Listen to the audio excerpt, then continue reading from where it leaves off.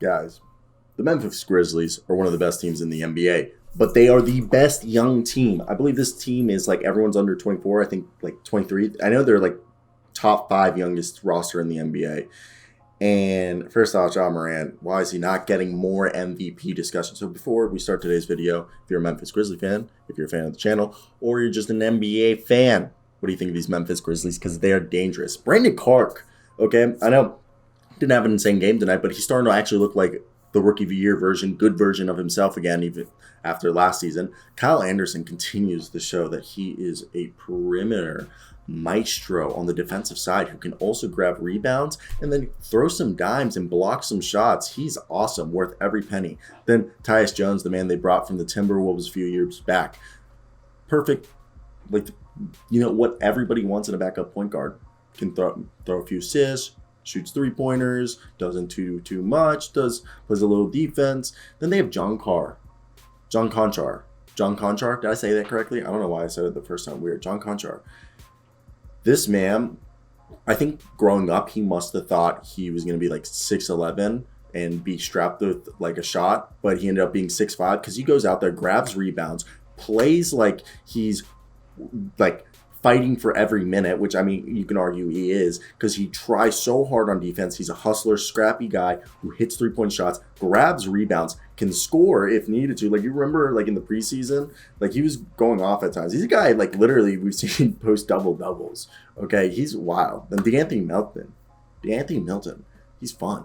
He's fun to watch, okay? He's a guy bigger than you expect, lankier, and he's the perfect guard / wing, swing man that comes in. He grabs some boards. He'll hit some shots. Some nights he'll get hot, give you a lot of points. And if he's not that, he does the little things everywhere, okay? Little stat sheet stuffer. And then you go to the starting lineup. Look, this is a team. First off, Zaire Williams, people were like trying to say he was a bust, but he's starting to look like a good player, in my opinion. Like tonight, he didn't do anything that you would be like, oh my God, if you're looking at like the box score, but he was just everywhere. He's there. He's ever freaking where. Zaire Williams. If you guys know that, that's Ted Lasso, but like, I'm like tone deaf. I'm like 95% sure. And he's a guy who's looking like could develop easily very well. And, I assume when they move on from Kyle Anderson, he could be a good replacement. And, Dillon Brooks is another, like, aggressive defender and aggressive scorer. Everything about Dillon Brooks is just aggressive. Like, I'm not saying he was a bully, but he's a bully on the court, okay? Like, the way he plays. And it's so much fun to watch him. I know he wasn't out there. He's not out there. But he's, what? They said he could return to the lineup finally in early March, which would be awesome. I mean, he's missed some time. Hopefully that ankle's good. But listen. This team, John Morant. Also, Jaron Jackson Jr., let's talk about, too, before we get to John Morant. Jaron Jackson Jr., man, this is a guy who, oh, my God, he's awesome. I know everyone's going to be like, he's not playing super efficient. He's still shaking off the rust, like, from the injury. And, like, you could say, like, what about last year? It's just, like, there's been roadblocks. The guy's young, okay? Under 24, I believe. And he's a guy going to come in and do what we know. I don't know why my voice just did that. He's 22 years old. Okay, he's actually 3 months older than me. And his PER is like 17.6. So screw anybody who just lives and die by efficiency. He's still shooting 42% from the field. And I know it's 32% from three, but he's a guy who's out here going in. Even if he's not going to be scoring and having a scoring night, he's going to be giving you blocks, steals.